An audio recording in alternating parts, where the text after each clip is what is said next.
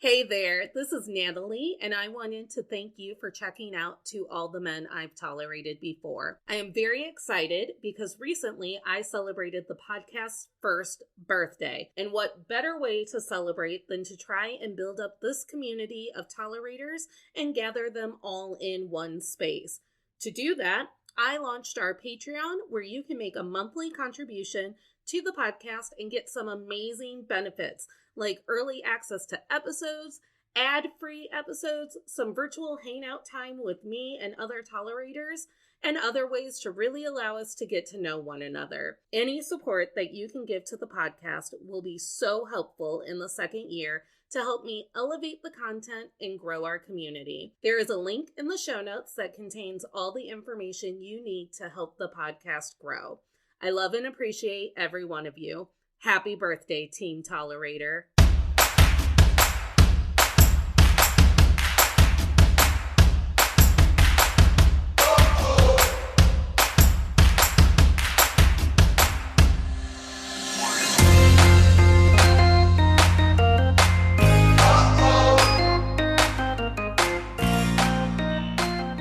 Tolerators, this is To All the Men I've Tolerated Before with Natalie Katona, the show where my guest and I chat about how society and our culture set us up to make ourselves smaller for the comfort of the misogynists around us.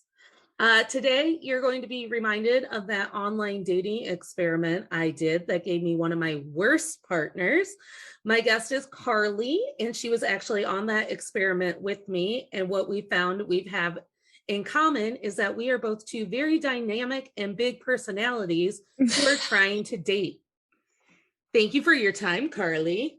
Thank you for having me. I'm very excited. I'm very excited. Where's my dog, Coco? She is. I knew you were going to ask. She's right by her, listening.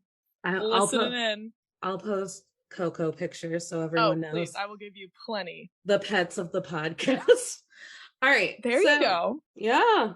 So let's just dive in, and I can answer this question first, but what is it about your personality that you think will almost overpowers the people in the room with you?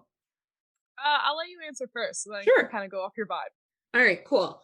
So I'm dramatic, and part of that drama is that I want everything that we're doing to feel like an event.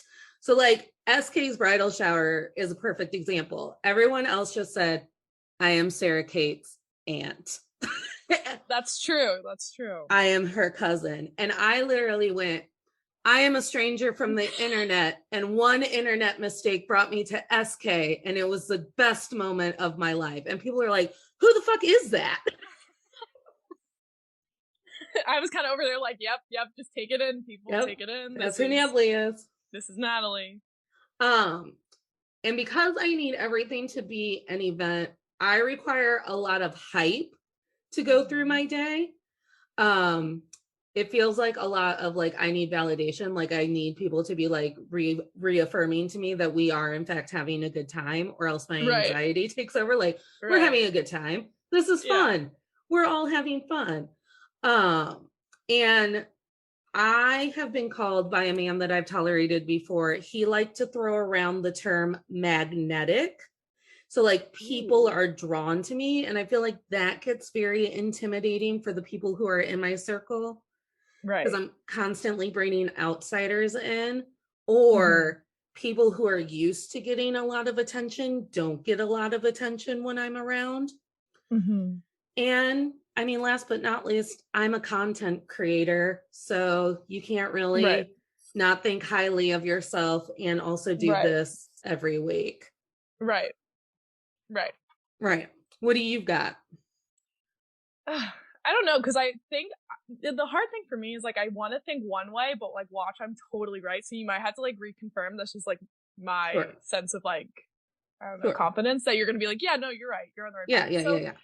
I definitely think more so for me is I go off of, as we know, the way I interact with boys or whatnot is I really go off wit and sarcasm and whatnot. So again, being the middle of boys, I definitely think definitely had a reason for that. I kind of had to be on just always thinking of like the quick wit response. So I definitely think now when I'm flirting or at a bar and when a guy comes up to me, I was like, oh, they're flirting with me, but I'm just going to say like, you're the worst. Right. You know what I mean? Like that kind of mechanism where I'm like, oh no, like it's kind of like playing hard to get, but I'm like, no, I'm genuinely like being this way. I'm not trying to like want you to chase me. Does that make sense? Yes. I am also a child of sarcasm. So, and I think the way that you and I grew up is very similar because it's almost like we never knew where we were in the pecking order, or we always had to like assert our position in the pecking order. Exactly. So how that like translates to dating is I'm almost in these like cockfights with you about like, no, I get to have the most attention. And then if you require attention, then it's just like, and that happens. Yeah. So you're the only daughter of a family of boys. I am the eldest daughter of a family of only girls. Right. My counselor has assumed or made the point that maybe my father chose to masculine me in order to connect with me.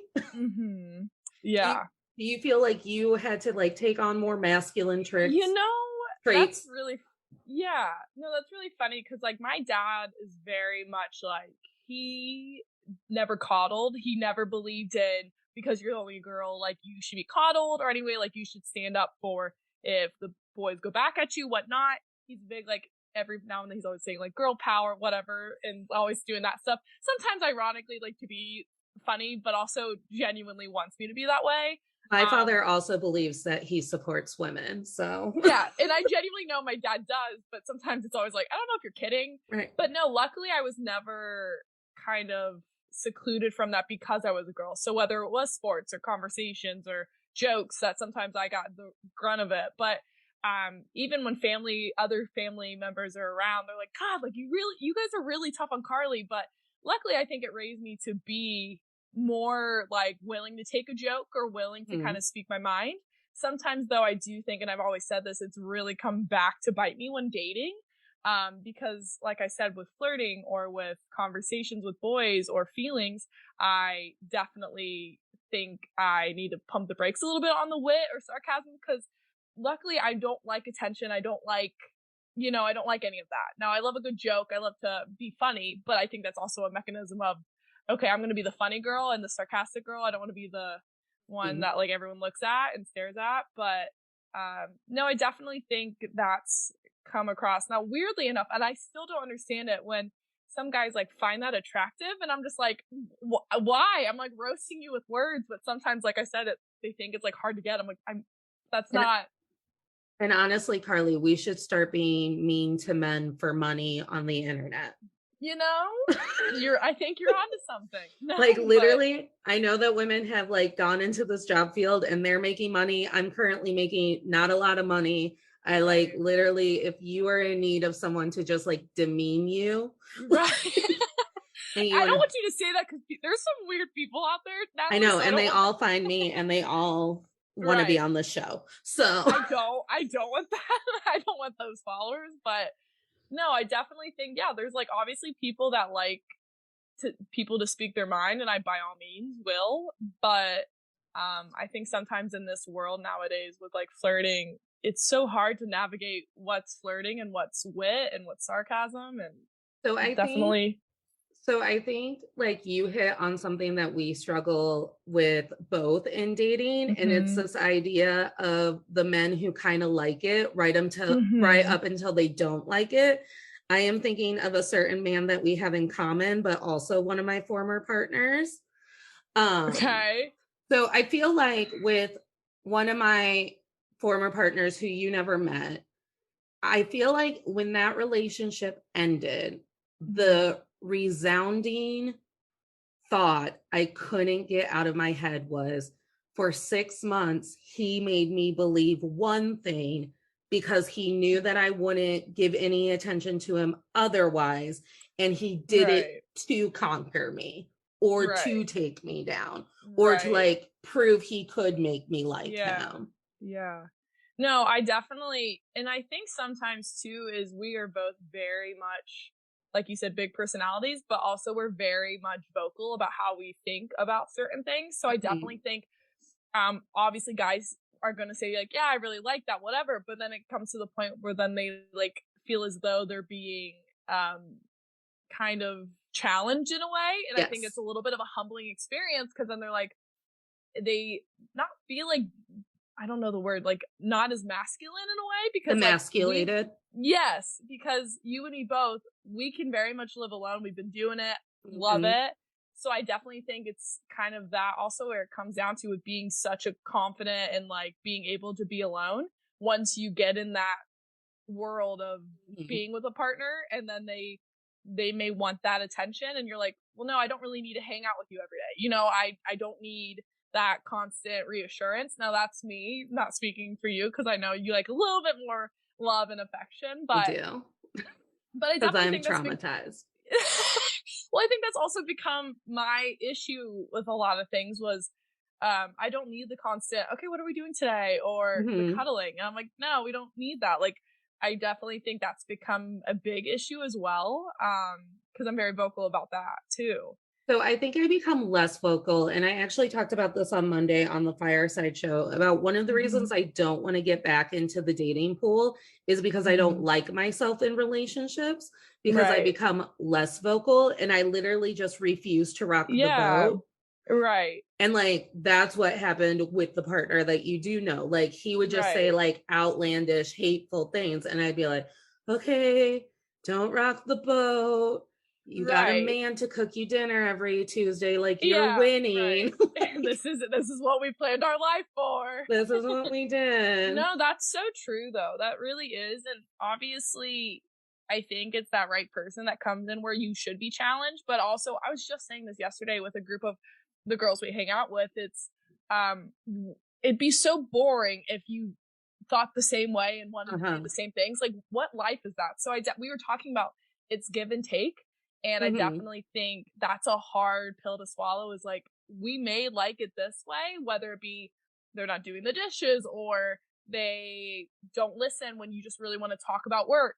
And you have to understand sometimes like people don't get those cues that we think they would, whether it be if you're a really good listener, you're expecting them to be a really good listener. Where sometimes, whether it be past relationships or past turmoil, they are the opposite. So I definitely think it's a lot of that where I have a hard time understanding that, where I think it comes down to the love languages where I'm very much acts of service, gift giving, where some people Coco's just like snoozing away, where some people are the affection or words of affirmation. And I think that's a big thing that I've had a hard time understanding with past people that we may not know in this, where I'm like, oh, you need the text or the I really like you, just like that, where I'm like, no, you should know I like you. This isn't I don't know why this is a conversation. I sacrifice time for you. Like time is a big thing for me. Like if I could be doing this, but instead I like took away my recording time to go out to dinner with you, that means I like you, idiot. Right. I think one thing I've learned as I've gotten older is that like so the relationship that you have with me actually has like almost nothing to do with me. And that's what I can't stand. Because like as a control freak with that last partner, I would just like look at him and be like, you hate me. And he would like never admit it. But I was like, you literally hate everything that you've ever learned about me. Right. And like because you can't get into their head or like actually like sway them in either direction, it drives me crazy. Like I think it's funny that you say it that way, but I'm like on the literal opposite of the standpoint. Like what you were talking about is it as if we were in a relationship, you would be talking about me. Like you are not, because that's how I am. I'm not vocal or I'm not the reassuring, like, oh, I just can't wait to see you. Or I've never been that way. I never will be. Given they should, but that goes off of like, if I'm spending time with you, I like you. If I wasn't, you know what I mean? Where I'm not going to hang out with someone I don't like. I've never been that way. But it's also the fact of like, I have to understand, like, I have to kind of swallow my the awkwardness or the little the icks of my life, where I get a lot of those where I'm like, no, that's weird. Because also going back to it, my family's not emotional. We don't hug, as we know. I'm so sorry. I hate hugs, and I know that's a big bother for you. And that's always an issue too, the physicality of a relationship, where that kind of stuff too. Of course, for some reason, I don't get drawn, but I get in these relationships or situationships where it's with a person that likes the holding hands, likes the kind of labels or anything like that, and I'm like, ugh.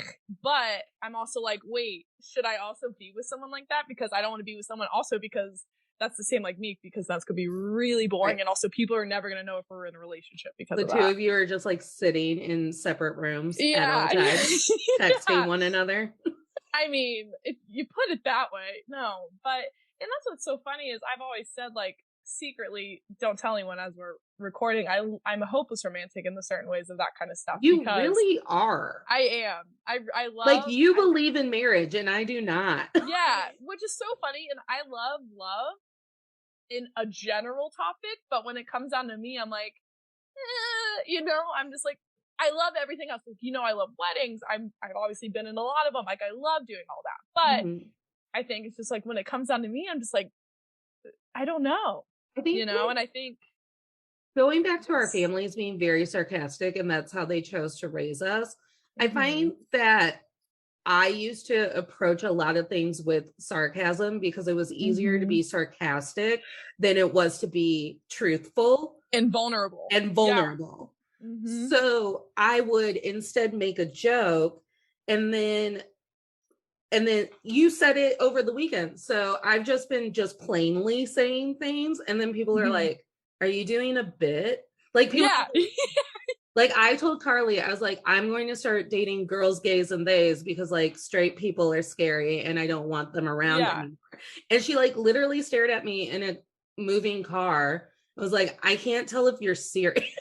And it wasn't, let me preface before I get roasted by people that listen. I support if you wanted to. That's not what I'm saying. But, like, with you and, like, how your brain is wired, sometimes I don't know it's for the drama aspects. So I was like, before I, like, support you in the way you want to do this, but, like, I can't tell if this is a bit. Before I get a flag for the front yard, like, are you serious? Is this something that you are exploring? It is something I'm exploring, but, like, on a more serious note, like, you and I were just having a conversation to have a conversation.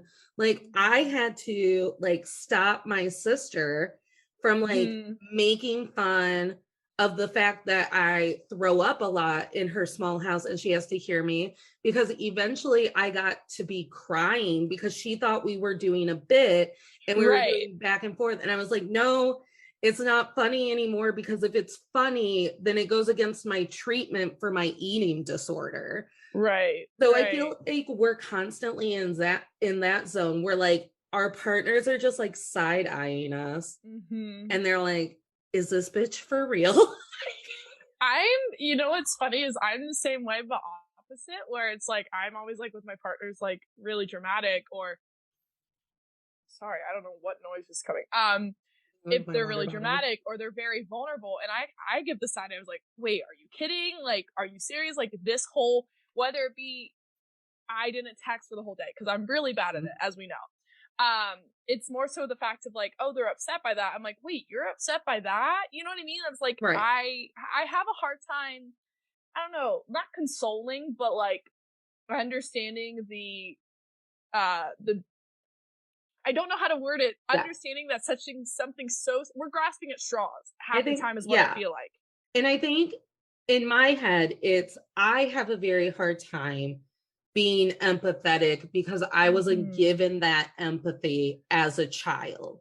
So it's like, so you're constantly looking at them and you're like, so this is what we're going to fucking fight about? Yeah. Like, I grew up and I wasn't allowed to have opinions until I was 22 years old. And you're going to be mad that I bought Diet Dr. Pepper instead of Diet Coke. Like, And no, that's so true. It's a theme that, like, pops up in my friendships and my relationships where, like, I almost want to vacate as soon as it gets, like, a little bit iffy. I'm like, oh, you've had, like, too many feelings. Yeah. and that's why I think I've weirdly gotten the opposite. I wouldn't say not better, but I'm very much more like, I was always super emotional or super kind of coddling with feelings, like back in high school, and then early in college, I kind of was like, oh, like this is a new kind of chapter in my life. I'm creating this whole, I'm not around anyone from my hometown, my family. So I definitely created a new kind of mindset with that kind of stuff. And I think that's definitely with other maybe topics that have happened in college that created this kind of mindset to me. I definitely think now, given the work that I do, that's the only reason that like my feelings are always like, oh, I'm like the giddy one. Like, I love it. Like, I love being goofy and funny. But also with like certain feelings outside of work, I'm always like, what is this? You know, I'm just like, what is this? Like, my thing is always like, and I don't know, it's like the little things like that. I'm like, I'm also playing with ping pong ball to keep me like normal. But I'm always like, wait, why is this a topic? Because I like, everyone like loves drama. I know we love, sometimes we were talking about this over the weekend. Don't you just love to fight just to fight? You know what I mean? Sometimes I do go into full chaos mode where I was like, should I text that guy just one text message because I know that I can ruin his life? Like, that's not toxic at all. Not toxic at all. Because I don't do it. Right. Mine is like, sometimes there's like, I love to like get an outburst out of people just to see kind of where they're gonna go with the top. Like, I'm so toxic with that kind of stuff, and I hate that it is, but gosh, when you get a couple glasses of wine in me, man, I'm just gonna like see what's gonna go and like go. Don't act like you haven't drank bottles of wine in front of me. No, I definitely think just with big personalities though, like we're just like really like outing us with all of our moves and what we do and our way of thinking right now, so we're screwed now. But I definitely think with our big personalities though, we just kind of like say it all and then like regret nothing. You know what I mean?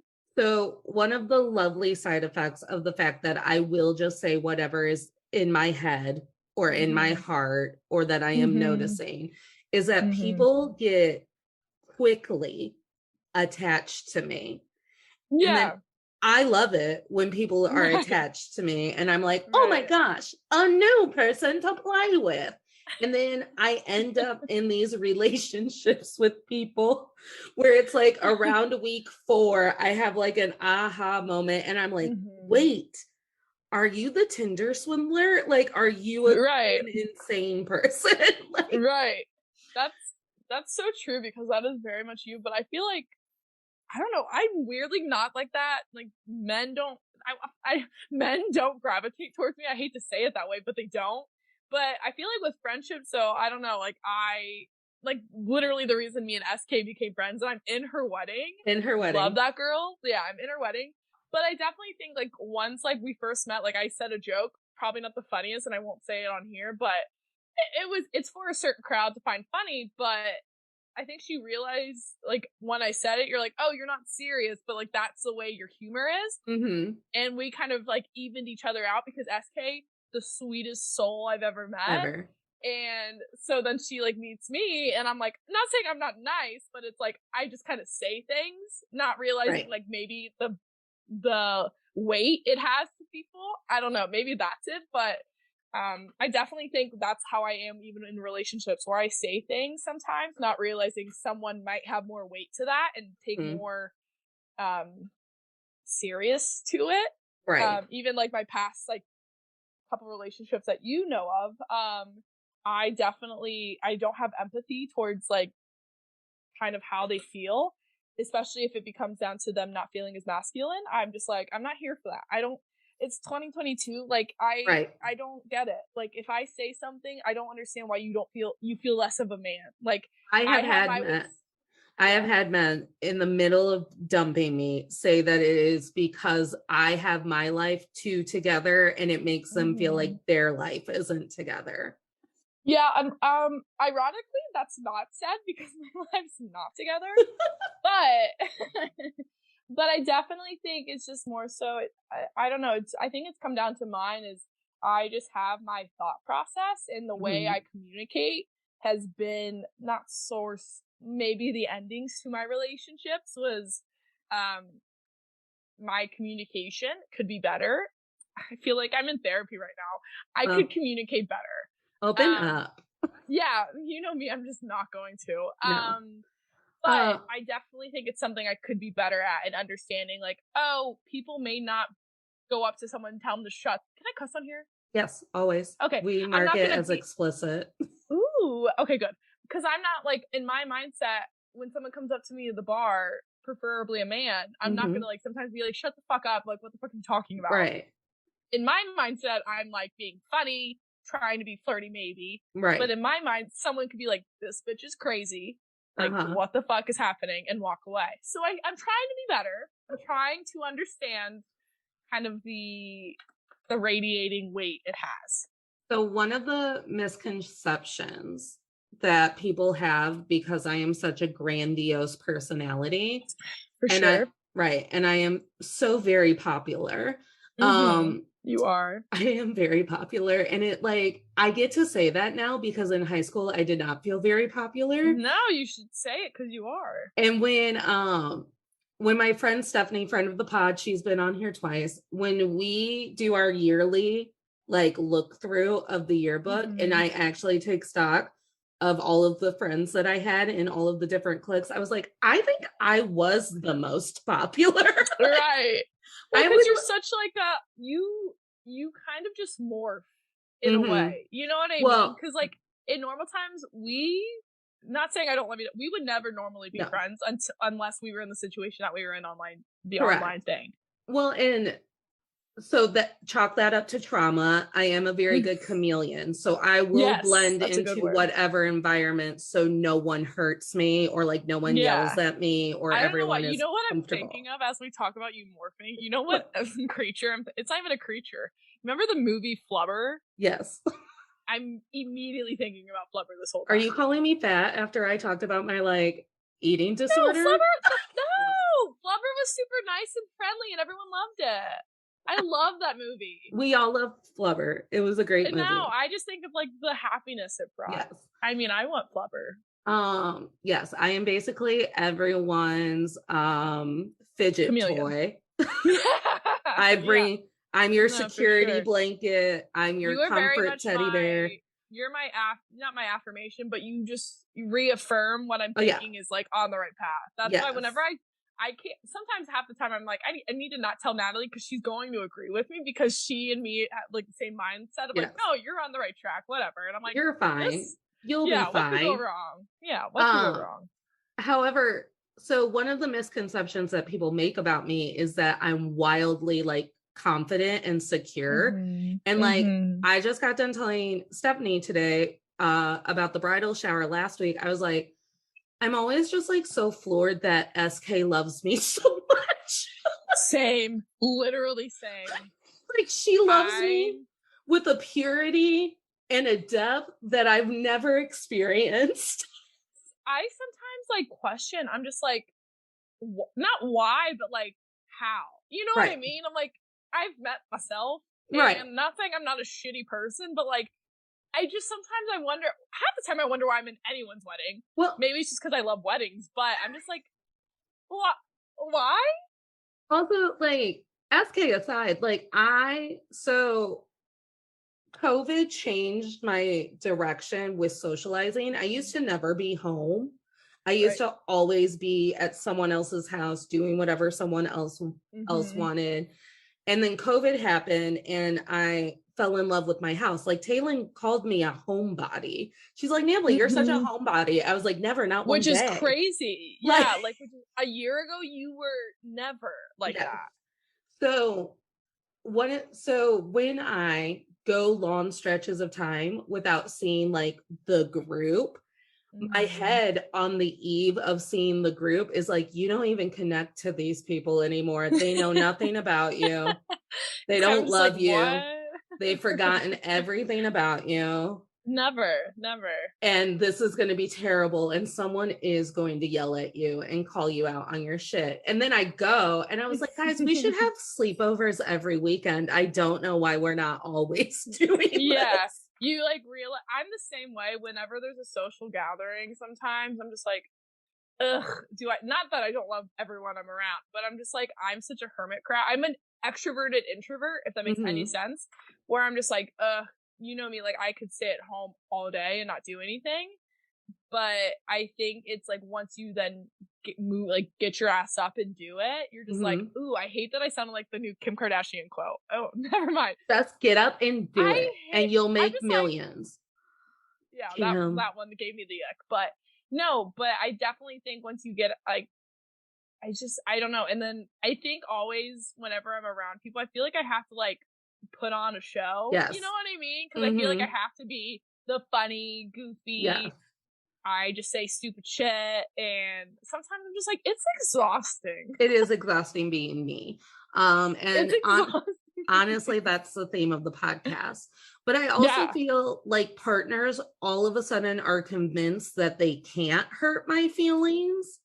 And then like almost like throw out things like, this is my conspiracy theory, that they're trying to figure out what will hurt my feelings. So you were at the pool party when my last partner, the infamous pool party. The infamous. How many times have you referenced this pool party? A bunch. Like on this podcast. A bunch. Damn right. So you were there when I almost drowned myself because another wonderful man in our life was telling the man that I was currently having sex with and tried to have sex with that night, that like I was wonderful. I was a great person to have on the show. Like he was immediately like, oh my gosh. I forget who this person is that you're talking about. Not the douche, but like the guy that was like, yeah, you rock.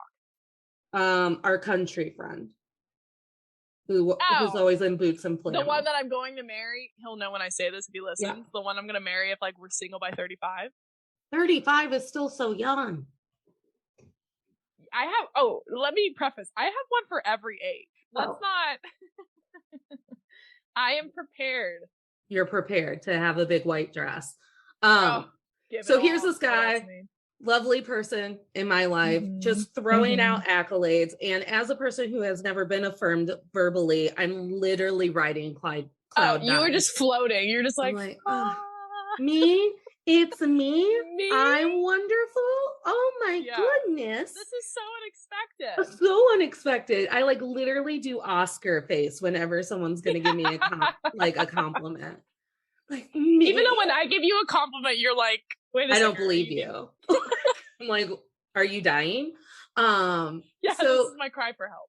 So then the guy I'm sleeping with goes, I don't remember any of us liking Natalie. Bitch, you chose I always forget. Me. You literally, that's the issue. I think that's why we have such a hard time with like what situation we were in was like, no, you picked me. You didn't know what I looked like, nothing. You went off of our conversation. You can go back and like say this is my fault. Fucker, you picked me. Like this was what our experience on Love is Blind taught me was that men can still lie to you whether or not the camera is on. They're still liars.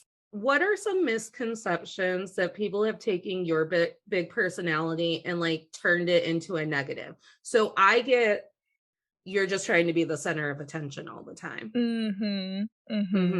You're trying to make this all about you. So when we left SK's bridal shower and I had made that joke and it killed, the entire time, all I could think about, and even like telling you guys about like pivoting my dating and all of that, I was like, oh my God, I spent the entire weekend just like robbing SK of the limelight, which is not what happened.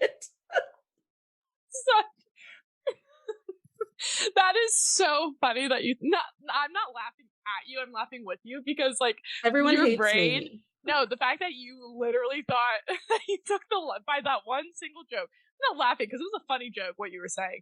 But like this whole day was about SK, but you're like, no, that joke. I ruined it. I ruined it because Karlee, that joke was so funny. You don't understand how often I have gone to an event and a person who is supposed to love me holds on to one thing that I said or did during the entire event. And then sometimes it's that day after everyone has gone home. Sometimes it's the next day. Sometimes it's weeks later. The longest it's been is 6 months. They held on to it for 6 months. And then all of a sudden they're screaming at me. Right. About like, I can't believe that you did that. I can't believe that you ruined my good time because you thought that it was acceptable to eat like 2 pieces of cake. Person? These are like literally like friends, it's like wild ex-partners, people I'm biologically related to. Like the code that it writes in your brain is that like anytime you have someone notice you, you did something wrong. And you wronged everyone else in the room. Yeah, you like you robbed them of a moment. And I'm like, no, not the case. But so I would say misconceptions on my end would be one, and it's such a funny thing, is the confidence. Like, oh, if you're this way, you must be the most confident person. I'm like, if you only knew. Because not even that, but I just like, when I go home, I just like think about like, oh, was that joke a little much? Especially now, the days now that we're in, sometimes I can't tell a joke. Sometimes now, given we know there's one specific topic I love to talk about, but we won't talk about it because 2022, you can't do it.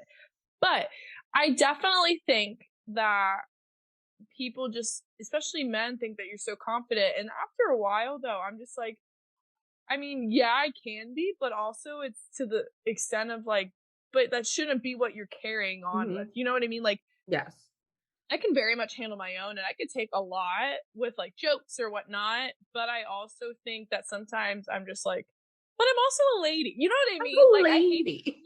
Like, I hate to say it because like I've been saying it. It's 2022, but I'm also like, but I'm a lady. You know, like don't tell so many of those jokes or also like vibe in on it. Now, given that's on me because they're reading the vibes I'm doing.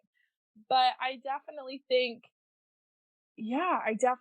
that with the kind of misconception of like, oh, I might speak my mind at times, or I might like kind of be very vocal, but I mean, everyone has their own underlying fears and issues about themselves. And I definitely think that's mine, is how I present my words. I try to be better. I've definitely tried to like kind of not keep to myself, but watch what I say. Not for the fact that I'm not saying like the most inappropriate, rude things. That's not what I'm getting at. But it's also just kind of like, instead of saying a sentence, it's like, keep it to yourself, you know? Because I don't want to be the obnoxious one that won't stop talking, or like the one that like can dish it but not take it, you know? And I definitely think that's a big misconception of like, I know I can take it, but I'm also like, I'm afraid of what's going to be coming back at me. Now, given coming back to my family though too, is I was very much, out of all my family, this is very ironic, I'm probably the quietest because when I say something, I'm afraid of what's about to come back at me. Love my family to death though, but I definitely think that's put me in such situations where, hence why I'm like single, is because I maybe I'm in my head more often than anything. And I just like, I hate that. And I definitely think because I'm trying to filter more, or I'm in my head because I'm like, oh, what would be the cutest thing to say? Or what would be more, you know, like what would be more ladylike to say? And I definitely think that's kind of created a situation where I just like kind of then just like lose my shot with it because I'm in my head more often. I think that one of the issues that I run into when I'm trying to be in a relationship is that people feel that I'm like impenetrable, like because I have it so together, because I'm very secure in myself, or I at least mask at being very secure in myself. I've got a lot going on. They feel like they almost don't have any part in my life, or that they won't be a priority to me. It might be because I tell people that it might be not because of what you're doing, but what you're literally saying. But that's not the point. Right. It could be because I might say things like, I've got dreams and I've got goals and I'm going and aspirations and I'm going to do them with or without you. Yeah, that might that might radiate to like, I don't need you, but it's fine. Right. And I hate that trope of like, women are supposed to like be in desperate need of a partner. You're a damsel in distress. Right. That's not it anymore. Because I think it's so much sexier to say like, well, no, I didn't need you, but I like wanted you around. Yeah. Like I had all of this going on and still decided that you were worth something.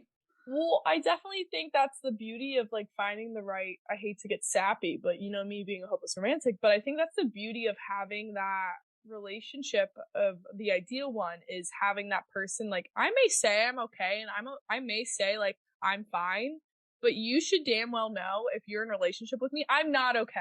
You know, I'm not you know, I might need a hug, even though I say I hate hugs. I might need one. But I definitely think that's the beauty of that is, I mean, we say all this stuff, we talk about our big personalities, but at the end of the day, there's someone that like may match up where like, you're full of shit. Like, I know you're saying this is all a defense mechanism. I know you're probably like doing this to be funny, but in reality, are you okay? And then I'll be like, no, I'm not. I'm not okay. I'm not okay. Even though how much you hate the whole romantics, I will sap it in on you because I love it all. How do you feel about this instant where like the people in our life have like labeled you as the angry one? That's a good question. And like the mean one. Like your big person, like you didn't bring it up, so now I have to bring it up. But like, your big personality leans people to saying I'm you're a bitch. Yeah, no, yeah. Just between us, just me and all the listeners. It bothers me for sure. Yeah, because I don't know, because I know I genuinely am not a mean person. Like I do know that in my soul. No matter what I say, I am such like a giver. Like I will do whatever my friends need and whatnot. Like if you call me at 3 a.m., you know I will pick up. I definitely think it does have a hint of, and that's why I think going back to when I said I was in my head, that has a lot to do with it. I definitely think I'm more in my head because of it, because then I'm just like, oh, I don't like that. I don't like that image that I'm being presented. Given it's my doing, it's not anyone else's, but it's more like, oh, is that what is presenting? Now, given if I don't like something, I don't like something. I'm not going to shy away from it. But I wish I would want it to radiate more. So it's like I just dislike something, not that I'm a hatred and I am mean, because by all means, I don't think so. Now, given I don't know what you're gonna say, but I definitely try not to be.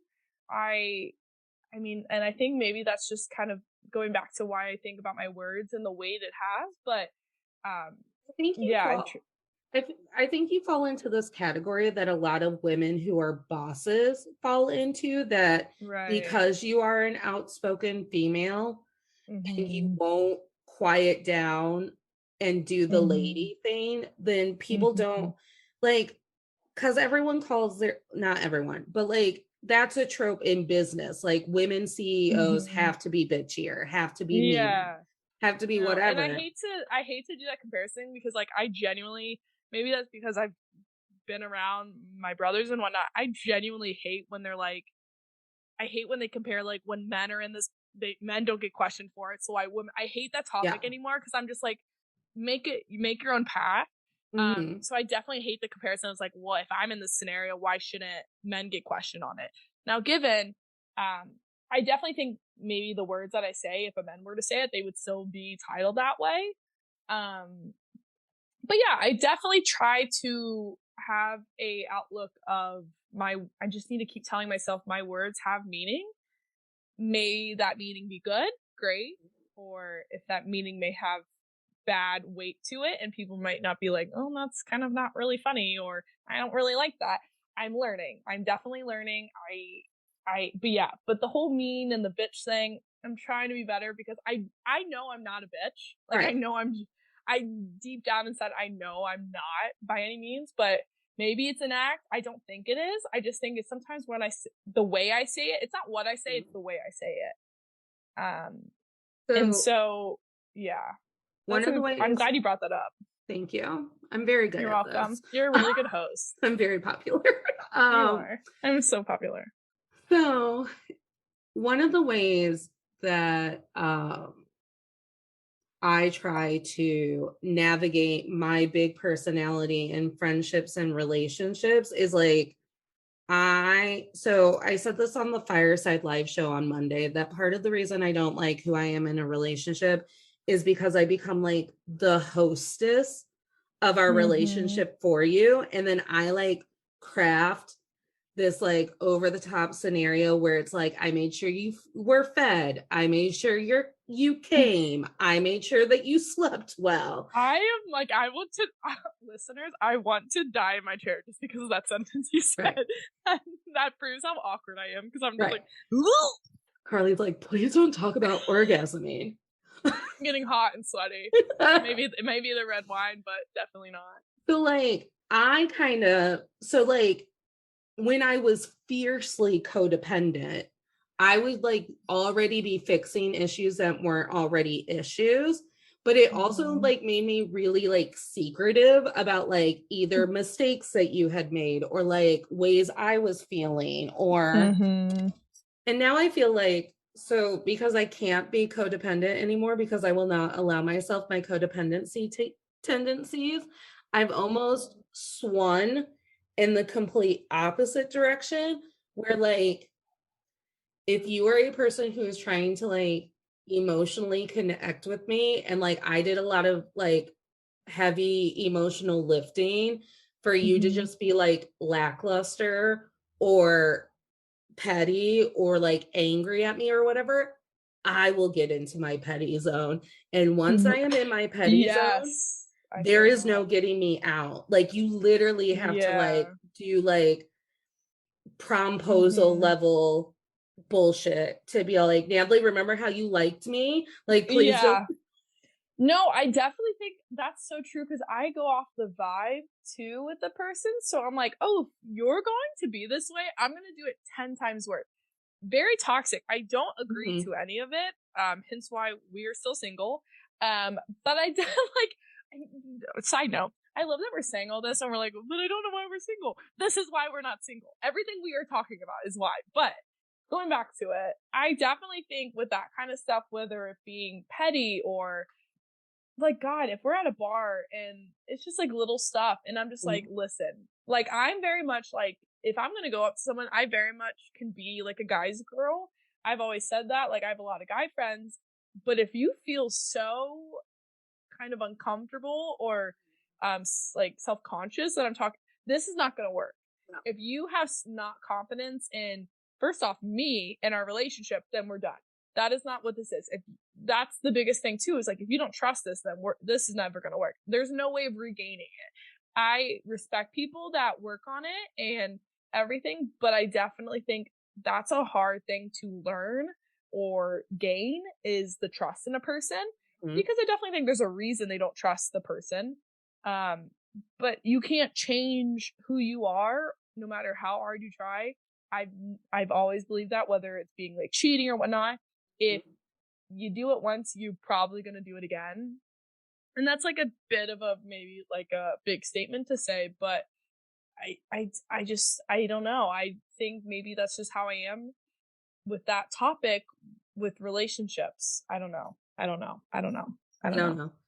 We can't get into your views on cheating. That's a whole other podcast episode. Yeah, we won't get into that. How do you think our society plays a role in women with having strong, dynamic personalities having a hard time dating? Like, how do you think society set us up to fail? Because it can't just be our families. No. Shout out our families. Shout out our families. You know what's funny is I'm going to shout out, because this is like a big person I don't look up to, but I really radiate towards. Her name's Erica Nardini. She's the CEO of Barstool. Natalie, you would love her podcast. It's Token CEO. She is the mentality of like, what's your excuse? You know, what is the reasoning behind why you're not doing this or why you're not acting upon something you truly have a love for? But it's also just like giving in to those outside opinions is what's going to screw you over in the end. Right. I definitely think, obviously, we have a lot to learn from. I definitely think we have a lot to still grow from with women being, I mean, especially, I mean, I deal with it a lot of times at work. I work in a nursing home and I deal with older adults. Karlee does the old. That's how I describe her job. I love I love older adults, and obviously I deal with those opinions, very old school opinions of how you dress, or they mention every time, oh, are you married? And I'm like, no. They're like, how old are you? And I worry that they're going to croak because of my age, and that's just unheard of. So I definitely think it's I definitely think it's a time and age. We're in such an awkward point because we still have the older generation, the baby boomers, us. So it's a lot more mixed opinions of how it should be. Now, give it maybe 20 years from now, I don't think this topic will be even a conversation, because you're dealing with more women working and having a family, where it was unheard of when I was a child, that was just kind of like why would you do that? But like, whether it be with CEOs or having a passion for work, I've always said I would love for my husband to be a stay-at-home dad. I think that would be the coolest thing ever. Because I just hate the assumption that I'm going to be the only one taking care of children. I hate it. I never will approve of it. It's just the wildest thing that people have that opinion. We have two traditions on To All the Men I've Tolerated Before. We have to grow and we have to manifest. Ooh. Yeah. Both things I'm really shitty at. Love it. So it's fine. I'll walk you through it. Please, Mr. Miyagi. So we have to give our biggest growth moment of like, what have we learned being people who date with large personalities? And then we have to manifest what we hope for society or the men in our lives, or we have to put positivity back into the collective energy field. Right. Do you want me to model for you? I can go first. Please, I'm going to need you to. So I think through this conversation, and when I think about myself as being afraid to date because I've never found someone who can like take on my personality, I truly need to stop thinking about my own personality as a liability. There are people, SK included, who love every facet of my personality. And if I can find that connection with people who like literally have no stakes in the game and could like literally just like walk away from our friendship or whatever, and there's no rhyme or reason to their day changing, then I should also be able to feel secure in believing that a partner won't be dating me in spite of or despite my personality. That's a really good answer. Thank you. I reflect and manifest often. Yeah, you're a lot better because that's like so. Yeah. Growth. We're doing growth, right? Mm-hmm. See, I'm already messing it up. Growth wise, there's so much growth. I don't know. I definitely think in general I could grow as a lot as a person. I definitely think my biggest thing is the words that I say is not what I mean, if that makes sense. Because I may say one way, but that's not how I feel. And I definitely think I need to really, really keep that in mind, because like we talked about with people think I'm mean or a bitch, and I'm like, ugh, that's like the opposite of what I am. And I think that's something I really need to work on, is being better at that, being better at really reflecting on what I actually mean and what I'm saying. And luckily I have a great group of friends, you included, that understand the way I am and just kind of keep with me and stay with me. And yeah, I definitely think that's something I really need to grow by, is understanding like my words have meaning. And even though I know I genuinely don't feel that way, I need to not say it at all. I need to relax for a minute. And I want to preface again, I'm not saying mean things towards people. It's just the aggression that I say the words. Or the aggression. Yeah. The body language and the tone. It's the tone. That's exactly the word. And she's usually yelling. So. Yeah, I don't really have an inside voice and an outside voice. No. I just have a voice. She just has a voice. Yeah, I definitely think that's my biggest thing I really would like to grow on. And that's I love to write a list at the beginning of each year. And that's definitely on my list is Mm-hmm. understanding my words have meaning, the way I say it has meaning. And luckily I have friends that understand that. But I mean, I meet new people every day and I need to understand that I need to work on that. And I need to understand just kind of talk with a little bit of more conscious. Mm-hmm. Yeah. So for my manifestation, Mm-hmm. I'll just talk to my partners who were intimidated by my personality. If you were a former partner of mine and you dumped me or would demean me or put me down or anything like that, because you saw my grand personality and felt that you either need to bring me down to your level or remove yourself because you were never going to get on my level. I hope that at some point, someone who wasn't me made it worth it to you to reflect on that and like try and figure out why you were so intimidated by a woman taking up a lot of space in the room. And what does that say about your internalized misogyny? Through this podcast, I have learned that there are still internalized feelings from my very white, middle class Catholic Christian upbringing that have held me back. And now I have to explore that. So I'm hoping at some point you met someone along the way that you gave a damn about and it made you question some of those internalized beliefs. How Love about that. you? Thank you. You know what's really funny is as we were talking, shout out Bridget, who Hi, is just Bridget. the best. Yeah, she made me download an app. It's the I Am app, and it Mm. just popped up. I deserve to be loved fully and completely. Yeah. So ironically, that happened just now. That is definitely something I'm manifesting, or I'm really putting out in the universe, is understanding that it might not be now, but it may be later. And I have a hard time understanding that, especially with all the relationships we are surrounded in our group of friends and everything going on, marriages, whatnot. I'm understanding that it's nothing my end, it's just not the time, it's not something that happens overnight. It's definitely something that you just need to kind of keep growing as a person. And then once it kind of the timing is right, it just kind of falls into place. So I definitely, I'm manifesting that is the timing of it and understanding that you deserve, whether it be I want a relationship and I deserve that, or if it's, like with you, if you're like, yeah, I'm out, I'm not really wanting that, but you deserve something along that sorts. And I want to preface the being loved or having that love doesn't mean a person's giving it to you. It could be a job. It could be someone in your family that you are growing closer with. It could be a hobby. It could be that, but it's just finding that some sort of love.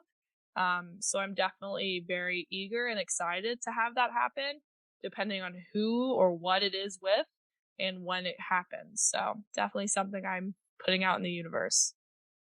You did it. Oh my God. Look at me. Do you have anything that you want to plug? Do you want new followers? Do you want to plug a TV show you're watching? Let's plug it all. Let's plug it all. Do people know my name? I didn't know if you told people my name. I called you Karlee. Okay. Well, Karlee Lennon here. I don't know how else to plug. I mean, let me think. Definitely if you're having those kind of doubts or needing that reassurance, I definitely recommend the I Am app. It's just like a nice little thing to kind of look at your phone and have that alert, and it just kind of reassures you you're on the right path, or it reassures you that, hey, you're doing the damn thing, you're doing okay. You don't need that kind of doubt in your mind. So yeah, by all means follow me. I'm not I wouldn't say I'm an influencer, but I love meeting new people. I love just kind of getting different aspects of life and meeting people. And by all means, if you're in the Dayton area, follow Flyboys Deli because we're getting up there. I bartend there, and we're trying to get to a new location, and we're trying to get new people, try to find a new place for people to meet and kind of gather. And I'm trying to get Natalie to maybe do some sort of open. That'd be really cool if you did that. Yeah. Some sort of open thing. And some sort of open thing where I just get on the stage at Flyboys and cry about my current circumstance and then call it slam. And then call it slam poetry. Okay, so real quick, only because you brought it up. When I think of snapping, like in slam poetry, do you know what I think of? What do you think of? No, you gotta guess. Oh my God. Like, slam poetry, snapping. Do you think of that one episode of Boy Meets World? No. I'll give you a hint. It's animated. Okay. The Goofy movie? Exactly. Oh my God, you're the only person that's ever got that. If no one's watched the Goofy movie, I met someone, I forget who was, never watched the Goofy movie. Like literally just like okay. A visual memory came into my head with the girl with the like little French hat. I forget what those are. Not baguette. Beret. Thank you. Not baguette. Beret. Oh my God, it's such a vibe. The Goofy movie, such a vibe. Such a good movie. No, but this podcast and whatnot and everything it stands for is such a cool thing. And I'm very lucky to have Natalie as a friend, and also kind of just to watch her grow as a professional and spiritual person. And I'm very happy to be on here. And if you follow me, great, or shout out, that'd be great. But I'm going to be awkward in the way. I'm going to be very awkward in the process. So don't be shocked. Well, thank you for affirming me at the end of the podcast. This entire show is meant to validate me and all of my choices. So this whole reason for this podcast is just to give Natalie confidence. Yeah, and compliments, like literally. Hey, that's and maybe why like, I'm your free swag. Free swag, whatever. Sure. So make sure free swag. Free swag. That's what I'm manifesting. Make sure to like and subscribe, leave a 5-star review. It's literally the freest and most low effort way that you can support the podcast.